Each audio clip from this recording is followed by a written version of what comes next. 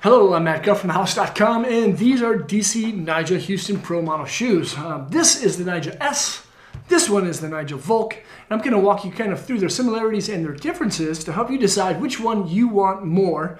Of course, both are low-cut skate shoes, designed by Nyjah Houston before he made a big transition. They both have a true fit, both in length and in width. But their biggest differences are actually how they're going to feel. Now, the Nyjah S is going to have a medium-style flex because of the cup sole technology, whereas the Vulc has a vulcanized sole, and it's going to be quite a bit softer and easier to break in.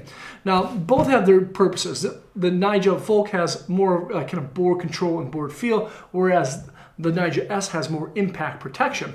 And because of the impact protection is needed in the Nyjah S, DC put Impact G gel in the heel area, whereas the Vulc version doesn't have it because it has something else that I'll get into in a second.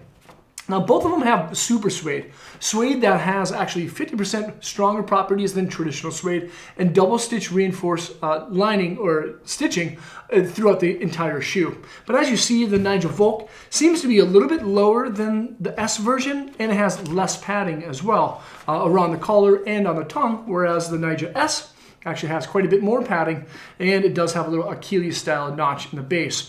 Now, there's cup sole on this. Again, it's going to take a little bit longer to break in. Vulc's version in this. But the crazy thing about the shoes is what's underneath your foot directly, and that's the footbed. Now, the Nyjah S has an ortholite style footbed. It's basically flat. It does absorb a lot of impact, and that's kind of what the shoe is for, dropping stairs, things of that sort. Whereas the more textile shoe, the Nyjah Vulc, has a Impact S insole. Now, the insole is, of course, quite a bit thicker than the other version of the ortholite in the Nyjah S, and it does have a 3D contour to it, both in, of course, arch support in the heel cradle.